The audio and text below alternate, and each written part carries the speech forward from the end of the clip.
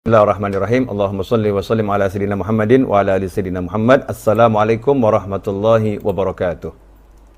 Sekarang kita belajar ayat yang kedua. Kita coba lihat di layar monitor. Ayat kedua tersebut Allah Subhanahu wa taala mengatakan dengan jelas, Allah berbicara bahwasanya Al-Qur'an ini dengan bahasa Arab, Qur'anan Arabiyan. La'allakum ta'qilun. Ya, agar kalian bisa mengerti isinya, agar kalian bisa merenungkannya, agar kalian bisa berpikir ya tentang Al-Qur'an. Al-Qur'an berbahasa Arab. Ya, Al-Qur'an berbahasa Arab. Pelajarannya banyak. Saya tidak mampu untuk menjelaskan semuanya, apalagi dalam waktu yang singkat. Tetapi ada satu yang penting, bedanya Al-Quran dengan kitab-kitab yang lain. Jadi Taurat, Injil, Zabur sama Al-Quran, meskipun semuanya kalamullah, semuanya wahyu Allah Ta'ala, tetapi berbeda ya. Bedanya di mana? Mukjizat para anbiya wal mursalin, meskipun Taurat diturunkan pada Nabi Musa, Injil kepada Nabi Isa, ya, Zabur kepada Nabi Daud alaihissalam, meskipun diturunkan pada para nabi, kitab-kitab tersebut wahyu-wahyu Allah, tetapi kitab itu tidak menjadi mukjizatnya. Ya, ini menarik. Jadi Isa alaihissalam, Nabi Isa alaihissalam punya Injil. Tapi Injilnya Nabi Isa tidak menjadi mukjizat untuk Nabi Isa alaihissalam. Injilnya nggak jadi mukjizat. Mukjizatnya Nabi Isa alaihissalam menghidupkan yang mati dengan izin Allah. Menyembuhkan yang buta dengan izin Allah. Mukjizat Nabi Musa alaihissalam bisa membelah laut dengan tongkatnya. Ya, bukan dengan kitabnya, tetapi dikatakan dengan tongkatnya membelah laut. Ya, mukjizat Nabi Musa alaihissalam bisa mengeluarkan, kalau tangannya dimasukkan ke dalam kantongnya, dikeluarkan menjadi bercahaya. Mukjizat Nabi Musa alaihissalam. Dan mukjizat nabi-nabi yang lain, mukjizat Nabi Sulaiman, ya, mukjizat Nabi Yusuf alaihissalam, mukjizat Nabi Ismail, mukjizat Nabi Ibrahim. Tidak ada yang kitabnya menjadi mukjizat. Tidak ada yang kitabnya menjadi mukjizat. Hanya Nabi Muhammad SAW yang punya begitu banyak mukjizat seperti membelah rembulan dan lain sebagainya, tetapi kitabnya Nabi Muhammad SAW Al-Quran ini menjadi mukjizat pula, dan mukjizat yang paling agung, ya, mukjizat yang paling besar sampai kapanpun juga, sampai ilal jannah, karena kalamullah ini sampai dimanapun, kapanpun, dimanapun ya, akan selalu menjadi mukjizat ini kalamullah Al-Quran.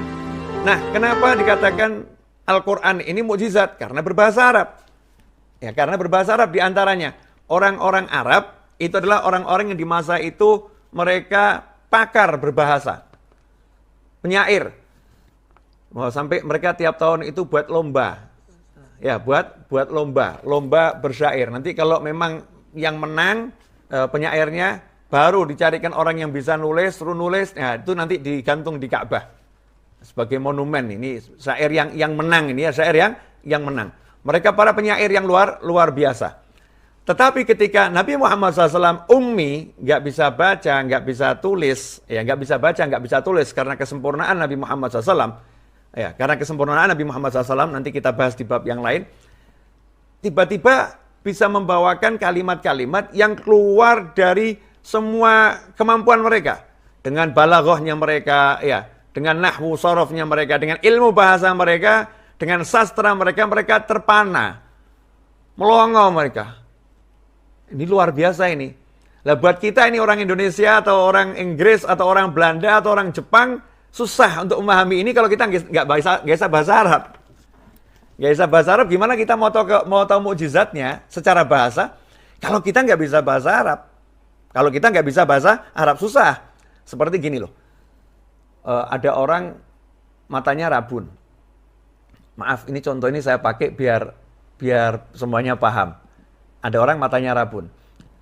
Terus istrinya ngomong, "Mas, itu ada orang cantiknya luar biasa." Istrinya ngomong.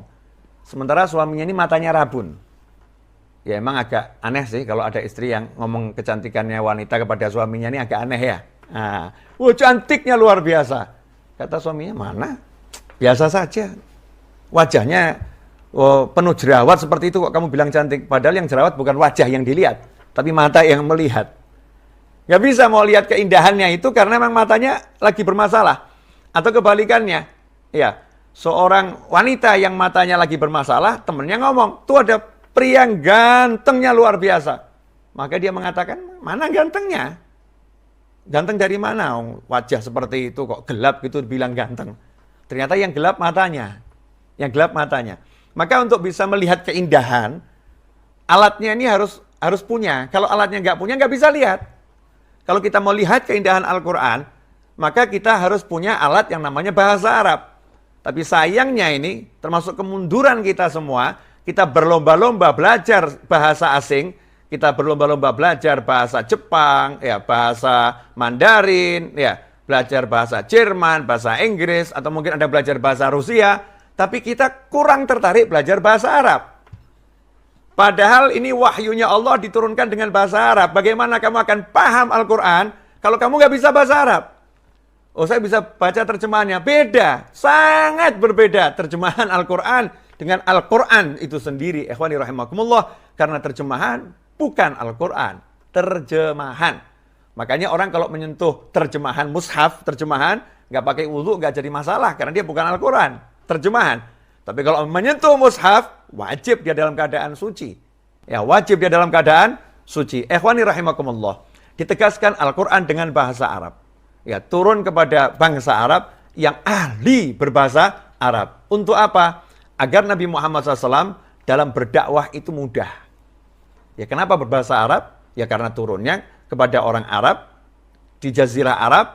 Ya, kemudian ini mereka saat itu lagi asyik-asyiknya mereka dengan ilmu bahasa. Nah, ini hikmahnya di situ. Hikmah yang lain, wallahu a'lam.